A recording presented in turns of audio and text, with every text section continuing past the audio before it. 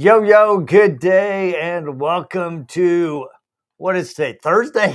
Today's Thursday. All I know It's is 2025. Yeah, I think so. all I know is this year has been a blur. I mean, Rod and I have hit the ground running since day one, and it has not stopped. Rod is actually traveling tomorrow, going to the Aviation Detailing Association training in Houston. Yep. And unfortunately, I won't be there because I'm going to go celebrate my son's birthday. So happy birthday, Devin. But yeah, so we have some amazing events coming up this week. This weekend is the Detail Summit with Richard Hutchins in the UK, right? Yeah, in Hull, UK. No, that's not until, that's not yet. No, March is the first week of March. First week of March. So yes, and then Rod and I will be in Jacksonville.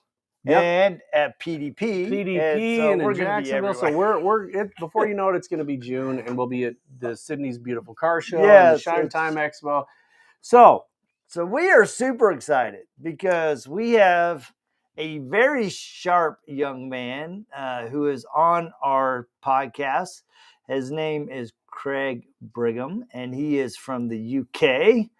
And he is this year's president of the IDA. So we welcome.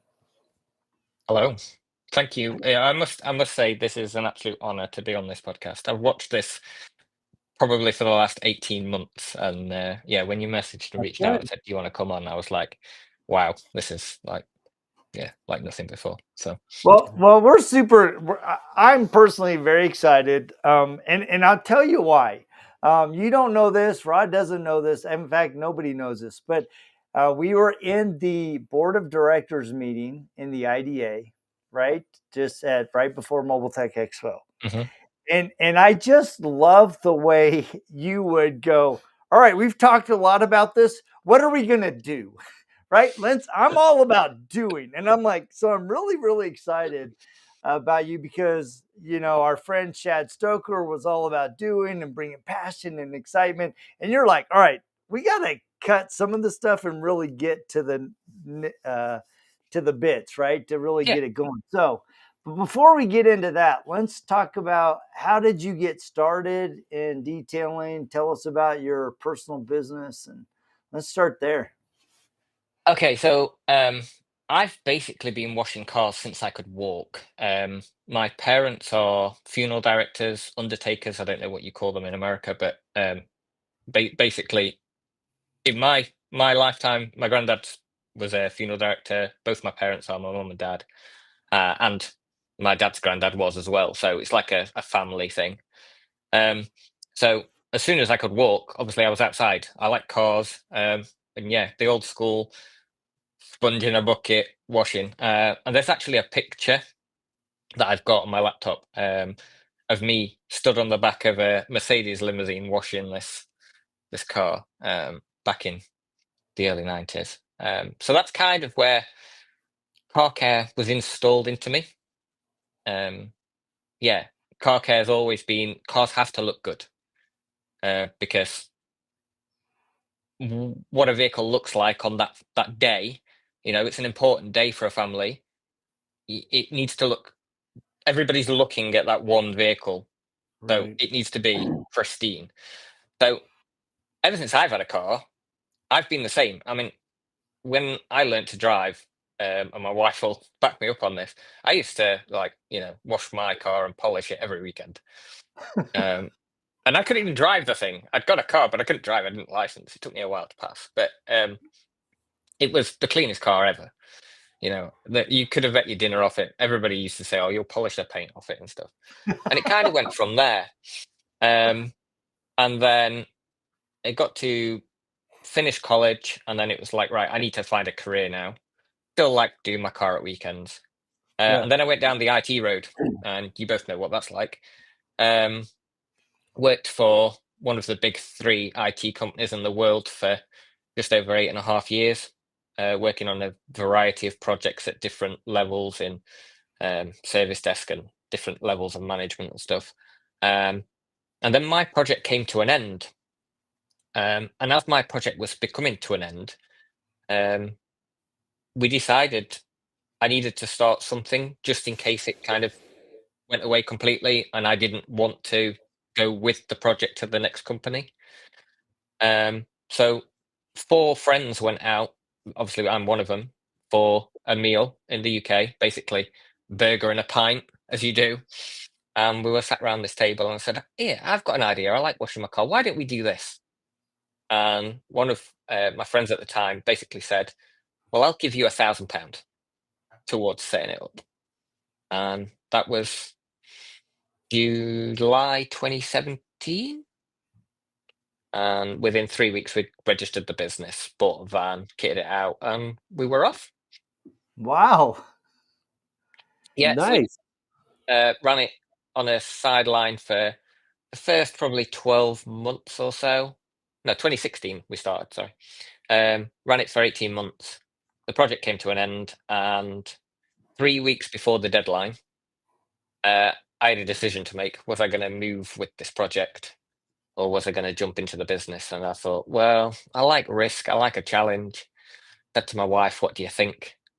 And at the time, we were about to get married 6 months from this date.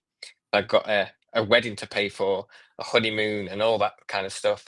And she said, "Look, if you want to do it, I'll support you in anything. So let's do it." And the rest is history. Very nice. That's cool.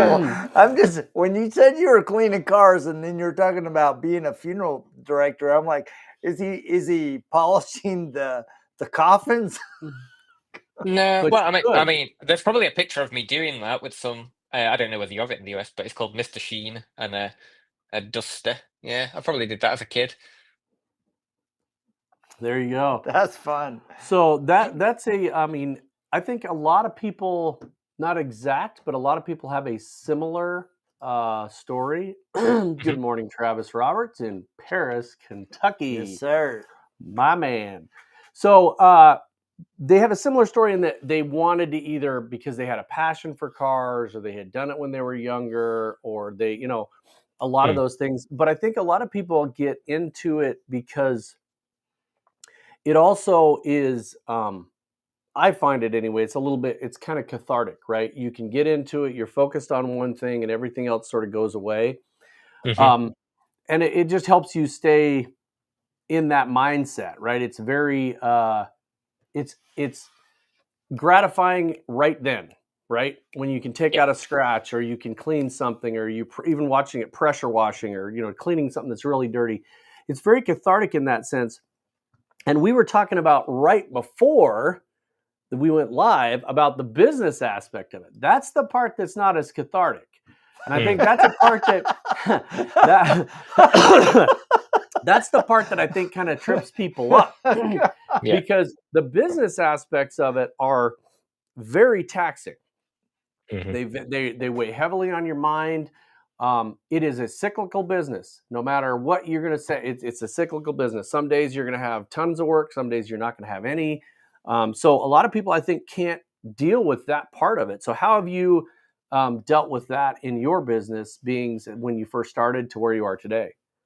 So I guess one of the benefits I had is, obviously, I grew up with my parents running a business. I wouldn't say they owned the business, but they managed it to a point where it was like privately owned, but they ran it. So they did all the accounts. They basically ran it, but didn't own it, if you know what I mean.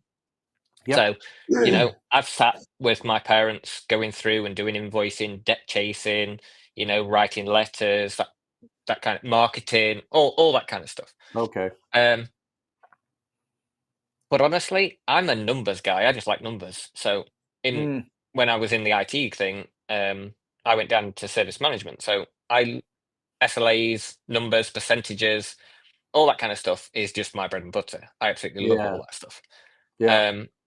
So one of the best things that I did is, before I went, because this isn't my first business, I actually started a web development business at college, because I wanted to work for myself. My parents did that.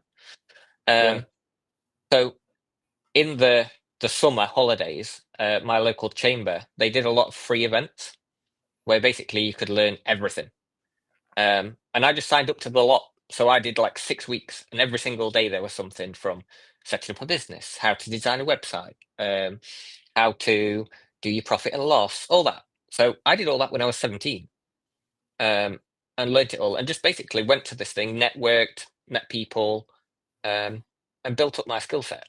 I'm not saying I'm amazing, but you know, in my perception, you're either a business owner or you're working in your business. Right. Rarely do you see both. Right. And it's, I think that's a hard pill for a lot of people to swallow, because they don't understand the complexities of, when you even say the word, like in the United States, it's state taxes versus federal taxes, right?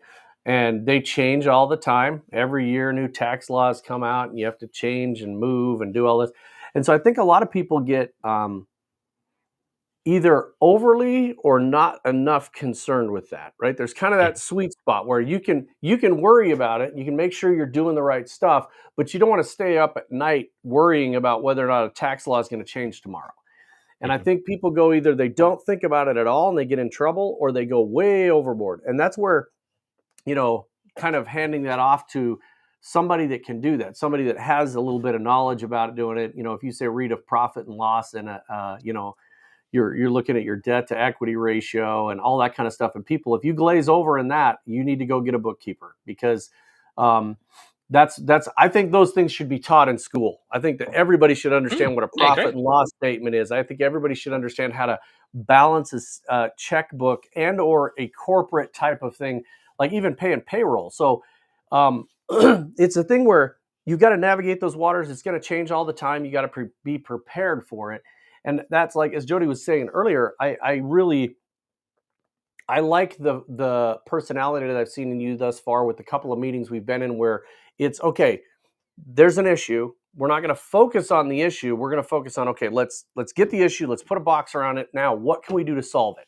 Where are the things we can do to affect this? Because we can't just talk about this issue indefinitely. It's got a thing. It's got a life. It's either something we're going to solve. It's something we're going to buy. It's something we're going to sell. It's got a solution to it. And I think that's really similar to cars. It's really similar to detailing. It's got a solution. It's got a scratch. It's got a dent. It's got a mar. It's got something going on. What do we do to fix it? And then people, if you think about your business that same way, it's just a problem, right? It's a problem, or it's an opportunity to solve something. When we recently, obviously everybody knows, we just acquired Detail Bookie, and everybody's like, oh my gosh, that must have been a hard decision. It really wasn't.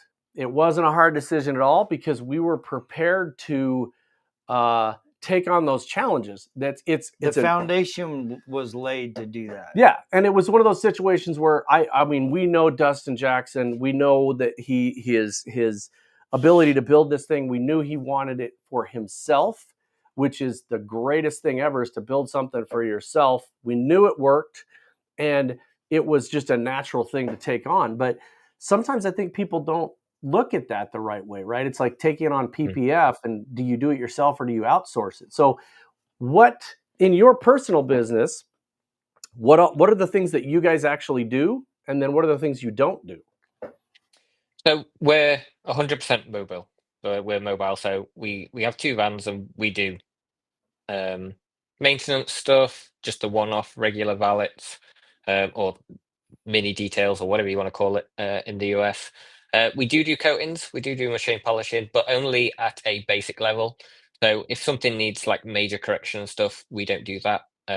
Although we do work with a business quite close to us, another IDA member, who does PPF and stuff like that. So we pass all our PPF work, our major correction stuff, to him and his business, and in return, once they've done that, they come to us. So his people that he's had coated and PPF, we look after.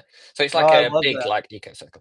And that's only come through the actually meeting him through the IDA. But it's that's how we do. So we have a number of regular clients. Have done 75% of our client base has been with us since 2016. So most of our client base is over 5 years old, that we see on monthly basis. I've seen kids grow up. I've seen teenagers get into cars and then they have their cars done, move out, start families, and then they have their family car done. I've seen marriages, divorces, yeah, you name it. What's the biggest challenge that you've encountered as a small business owner? The pandemic wasn't fun for us. That was a challenge. Because we are, and you'll find this really interesting, we're on the border of 3 counties. So if you take that into like your states, so we are literally on the border of like 3 states, and each council had their own view on whether we were a necessity or not. So if we had 40% of our client base in the area that we couldn't go into, but one of them we could, but we only had 2 clients there, we could only serve 2 clients. But if we opened, we didn't get any money from the government. But if we closed, we did. So it's like, yeah, that was an interesting wow, scenario. that sounds like a circus, but that actually sounds really similar to the U.S. and that's what we had to deal with. And I think we need to make a T-shirt out of that says the pandemic wasn't really fun for us. That's just a statement that could be worldwide. You could put any flag on that you wanted to. The pandemic wasn't really fun for us. But on the flip side, if I hadn't gone through that, I wouldn't be here today, as in this position. So. Oh wow, that's interesting. As I was listening to both you and Rod kind of share your perspectives, I was thinking about a book that I read. I highly, highly recommend it. It's called The Dip, and it's written by Seth Godin. He's an incredible marketing guy, and he talks about when to quit, right? And I think a lot of times business owners get into this mindset of like they're in a cul-de-sac. I don't know if in the States that's like where I live, it ends and it's a circle, right? And we as business owners sometimes get in a cul-de-sac and we're spinning, having the same conversations, right? Instead of going, all right, stop. I need to back down the street and I need to go this way. I need to pivot to get me out of this situation. Or we get into this dip and we think that the dip is the depths of hell and we're in an abyss and we're never going to survive. And people throw in the towel and give up instead of recognizing that they're in a dip and that if they adjust their attitude, they adjust their service offerings, they can build out of that dip. And then there are other times when you actually need to quit, right? So that you're a mobile detailer. And I think a lot of times people get caught up in this. Well, I'm a mobile detailer. I'm not successful because I don't have a shop and I don't do coatings and I don't do machine polishing. And what I heard from you is like, look, I know that this is where I'm really good at. I've built a great clientele for the last 5 years, and that is good, right? And I think that if we as business owners would step back a little bit and really assess, all right, do I need to quit this or do I not need to not pursue this? Or am I spinning my wheels? And what do I need to adjust? So, as you're looking at that from a business owner and as the IDA president, what are some things that you would advise people and hope to maybe implement in the IDA to help people, elevate and push through those kind of experiences in their business? Because we all have them. 100%. And I'll be honest, just to recap on one thing you said there, I never had a goal of going into a shop. I've never had a goal of doing that. It's just never been something I've been interested in. That said, going back to your question about what can people do, one of my things is I always have to talk it out. Always have to talk it out. So if you get into a problem, always talk it out. Now I'm quite fortunate that I do have other members locally to me, and people within the industry that I can go and reach out and I've got this. I've done it this week, right? And it wasn't an issue I had; it was an issue somebody else had. But I do really strongly. Just they always say a problem, shared is a problem halved, and it is. It is. And don't set your ambitions too high too quickly. Yep. That's a good one. That's one of the things I don't think people understand. If you look in the US anyway, there's statistics about how many businesses fail in the first 1, 3, 5 years. Most businesses in the US fail not because they didn't grow fast enough, because they grew too fast. Yes. Oh, I've got to have 5 vans, so let's go buy 5 vans today. And you don't have the revenue to cover that. Instead of saying, I'm going to buy a van, I'm going to make sure I got enough to cover that van, and then when I get a little more, I'll get another one and another one. People try to grow too fast. And sometimes we actually have it written down on a whiteboard. Sometimes you have to slow down to speed up. And that doesn't make sense to a lot of people, but you have to take that extra 2 minutes to go, okay, is this the right way we should do this? Maybe we should move a little bit to the left. Okay, now let's go. So you have to slow down a little bit. And that is, Jody and I fortunately have each other to bounce stuff off of. And that is really good. Like you said, if it wasn't for the fact that we can complement each other's personalities, we wouldn't be where we're at, because Jody has always been somebody that's the gas on 100 miles an hour all the time. Let's go, go, go, go, go, right? If we had a suggestion and we're like, there's a market out here in Idaho, we could go get Jody. Let's go get him. I'm not Kirk Evans, right? No, he's not Kirk Evans. About it. But so I'm really good at saying, okay, hold on. Right before we walk out the door, let's make sure we know which street we're going down. Yeah. Right. So but if it wasn't for Jody, I might sit here and lament about it and think about it for too long before we went out. So it's a good combination. And like you said, there's always places you can go to, business meetings, friends, mentors. If you're in the UK, Richard Hutchings' whole summit coming up here in the first week of March, it's fantastic because you meet a huge amount of people in your area that you can bounce ideas off of. Some of the summits that I've gone to with Richard, I will tell you that there's at least one person or two people in every single summit that I still talk to on a daily or weekly basis. Yes. So they are fantastic. You meet all kinds of people and you will continue to be friends with them. In fact, one of the very first ones Jody and I ever went to was in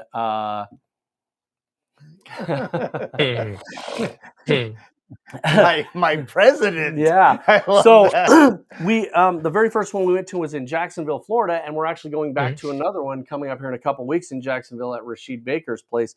And that is a relationship that we've kept with Rashid and with several of the people that are there. In fact, we met some people from Canada in Jacksonville that we're still friends with. Yeah, it's so crazy. I think those kind of relationships and somebody that you can just call and say, hey, Craig, I got this idea. How would this fly where you're at? What would you look at in your area?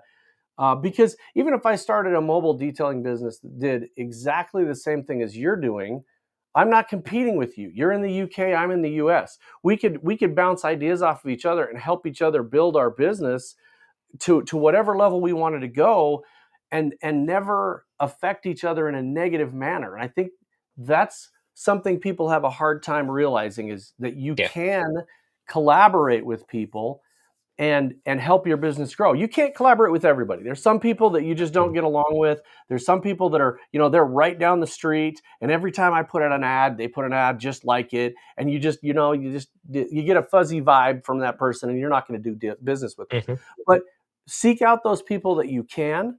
And it might be in a complete different industry than you are in, right? It might be somebody that does flowers at a local, chamber meeting or something. So I think people don't do that enough. They get too caught up in their own. I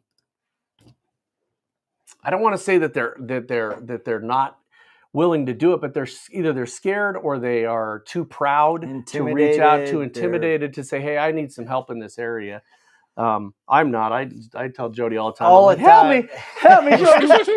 help me, Tom Cruise, help me. Yeah, I'll throw you off the cliff. Your own stunt. So let's shift a little bit to the IDA. I mean, 2025. You're 6 weeks, so 7 weeks into this thing is the new president. There's some really exciting things that were announced at Mobile Tech Expo, the new mentorship program that's coming out.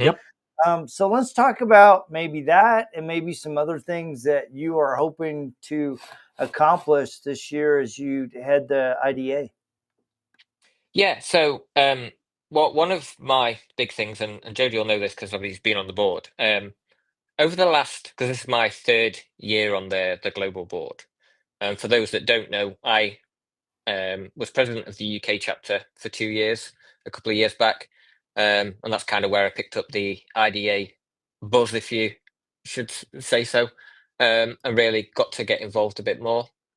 I was kind of quiet, seeing on the board, kind of listening in, seeing where things were going and what we needed to do. And towards the end of last year, you know, I'd already thrown my hat into the ring with Chad for president-elect and his kind of right-hand man. And I've been kind of planning for like 12 months, in where we kind of need to go. And my big thing is we just need to get stuff done. So, as I said at the annual awards gala and business meeting, no is not no. Nothing's impossible if we have the right solution. Right. Some people have taken that quite literal, which is fine. I like ideas and things. And the reason for saying that is a lot of the frustrations that members have are small problems we can easily fix. Yeah. So my big thing is if we can solve the small problems, the big problems get easier to solve. So we talk about the mentorship thing that Jason's working on, which is a huge benefit for members, where you go through a number of different topics, and I think there's something like 15 or 20 different topics or whatever it is, with key people within the industry have been there, done it, that are going to share their knowledge and pass it on, and you learn and develop and grow your business, which I think is amazing.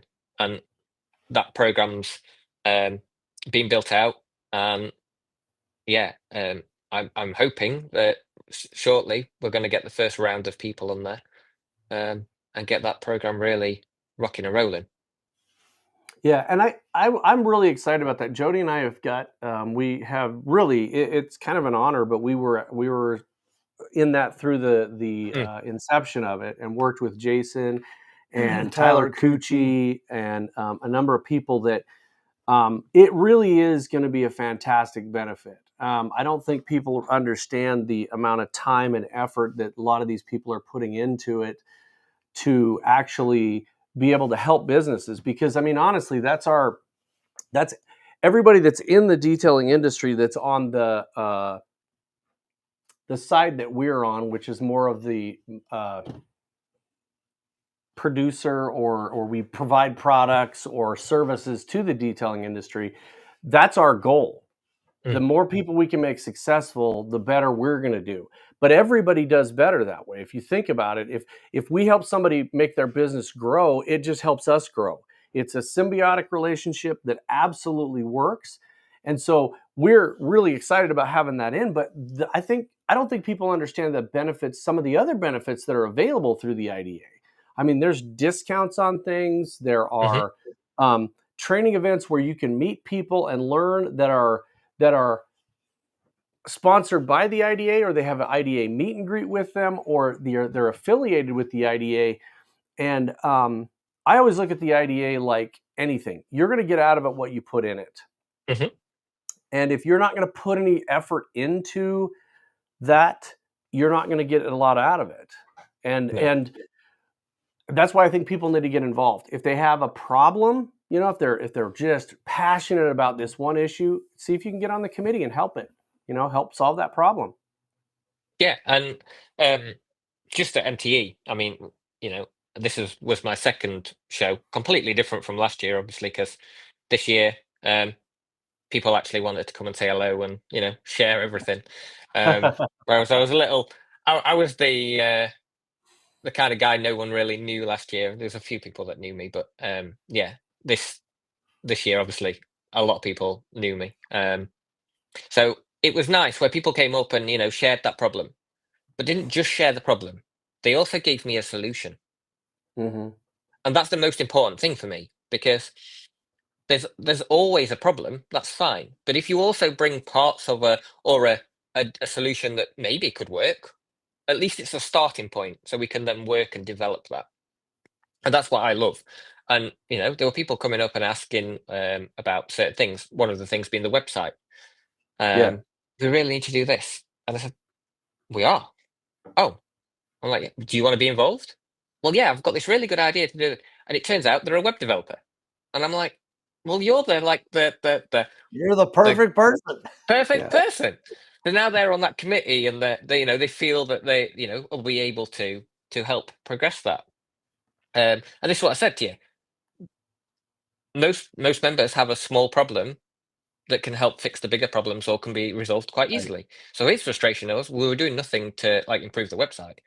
And actually, we've got a task force that's meeting twice a month. And as soon as he got that's it. His problem has gone away because he can work on the solution. Yeah. Yep. Absolutely. Yeah. No, I love it.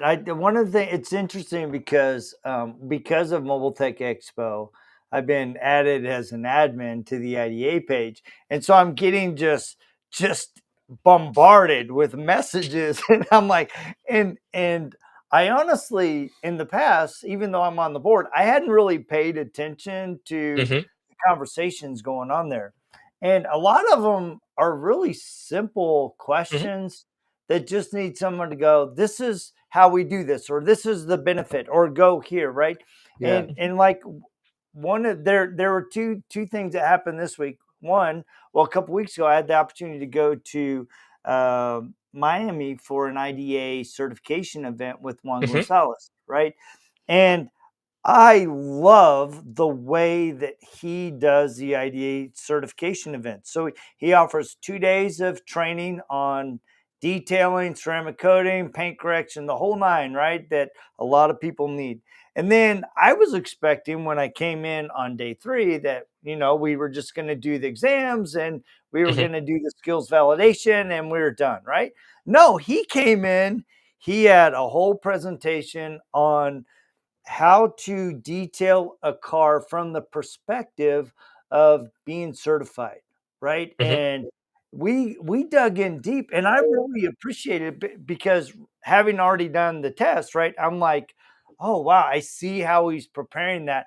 And it was interesting to watch people take the IDA CD, because they're like, all right, I understand this. I understand. Or they had some minor questions, because sometimes, especially with language differences, it's like, what are they really trying to do here? Because the way they say things in Puerto Rico versus Miami or Cuba or El Salvador, it can be completely different, right? And so I really appreciated that. So, number one, to answer that question, look for an RIT that is having an event like Juan Gonzalez. It is a great opportunity. Rigo Santana does them.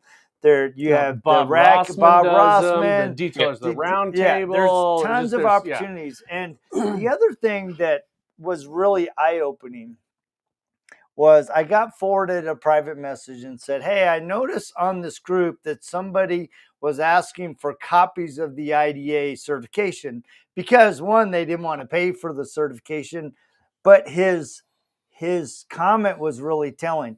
I just want to see where my knowledge is. So to me, that told me you have value. You're putting value in what the IDA, CD, and SV is doing. Right. You just don't want to invest in yourself. You want it for free, right? And I think a lot of times we are trying to take shortcuts instead of investing in ourselves, whether it's training or IDA certification, SV, whatever. I mean, business classes. I mean, Rod and I, the second year in our business, we spent 9 months in going to a business certification offered by our bank to help us really fine tune our business. And it was great, right? Yeah, But it was super knowledgeable. We became more knowledgeable about business. And it wasn't specifically about software companies in the detailing industry. It was about everything. These were all kinds of business, manufacturing, sales, retail. But I think those opportunities, we love to learn new things. We learn something every time we go anywhere. I this coming May and June, there are 2 trainings we're involved in with the detailers of the roundtable. One of them is in June. It's called the Shine Time Expo, and it is a massive kind of over-the-top luxury detailing aviation. and aviation event in Houston, Texas. The other one in May is a specific to motorcycle training in Colorado at the RoadFS Training Center. So the ADA, Josh Hernandez is going to be doing a bunch of stuff there. The motorcycle training, just because I'm going to be there, I went out last week and got certified on motorcycles. There are 5 exams. You go through those. I spoke with Josh Pierce. Thank you, Josh. Josh Pierce. And so there's resources out there to help you work through these things. And I think people don't give enough value to that organization. It always surprises me coming from other, if you look at other organizations in the world, in the United States, wherever you're at, every single organization, whether it's electricians or plumbers or mechanics or aviation, flower people have their own organization and their own certifications. And I see people out online, they're like, I don't see the value in that. It's like, go into any other industry. The value of having an organization that has a set of skills and knowledge, that has a certain level that they say, this is the base knowledge for somebody that is certified in the IDA. That's the value of it, is you are saying to the world, I have the skills and knowledge to do the job that I say I can do. And I don't see how people don't see that as a value. I have more certifications probably than we have stacks of certifications, which are great. I value every one of them because it's a knowledge, it's a piece of knowledge that you attain moving forward. Whether that's watercraft, RVs, motorcycles, cars, trucks, vans. There's probably going to be an industrial certification because there's so many new industrial coatings coming out. That's great. The more things we can offer, the more things you get and the more knowledge you have. So you got to feed your brain. You know, when I'm 105 years old, I don't want to just be jello sitting in a chair. I want to have a lot of knowledge. Yeah, you want to have that brain match your belly. That's right. And just like your belly, this thing won't feed itself. No, you got to feed won't. it. Feed it the knowledge. That's just like funny. This cookie vault that I'm packing around down here. For sure, yeah. Oh, that's funny. So, Craig, any tips or words of wisdom that you might have, either from the perspective, and maybe it's both, right? From the perspective of a business owner and also as a president of the IDA for people in the industry? Probably one thing that I've picked up in probably the last 18 months. And a comment was made at MTE this year by an individual I've known for several years. And he said, look, I'm going to be honest, Ewan, I've seen your journey over the last 5-6 years, and I've seen your confidence boost. And he said, can I ask, have you noticed that? And do you know the reason behind it? And I said, well, I have noticed a little bit because, people have said, customers and things. I said, the only thing I can put that down to is just talking and networking with people. And I heard this quote today, actually, listening to a podcast, and it's, if you have a question, if you see someone in the street and you want to ask them a question, don't stop them and say, have you got 5 minutes to answer a question? Just ask them the question. And most people will, give you the answer. If you turn around and say, we've got time for, to answer a question, 95% of people are going to say no. But if you, drop something straight on them, then they'll answer the question. And that's something I've kind of learned over the last 18 months, as well as kind of trying to keep the positive in everything. And I think if you mix those two together, that's a great combination. I love that. Yeah. Well, man, thank you so much for taking the time to visit with us this evening over there where you are. We want to be sensitive because we know that you have something coming up in about 20 minutes. But Guys, please go out and subscribe to the RoadFS podcast. We do these every week. And a lot of times we do them live. There's over almost 600 episodes now that we've done. It's crazy. Crap. And they're all really designed to help you grow your business. Rod and I love doing these, and we've had some amazing conversations over the years. And make sure you get connected with Craig or other members of the IDA. I mean, really, dude, it's there are a lot of opportunities. And I will say this because somebody made the same comment to me. They said, you know, I've been watching Craig for the last 3 years, and it's amazing who he's become by the men and women that he circled himself around. And a lot of those men and women are members of the IDA board and the committees and stuff. And it, you know, there's a lot of truth to be said about putting yourselves in circles of success, right? And because it opens your mind, it opens doors, it expands ideas, right? Rod and I are always, every conversation we come home, I mean, our developers hate it when we get home, we have new ideas, right? It's like, no, not again. So, but anyway, thank you guys so much. Please remember to go out, like, share, subscribe.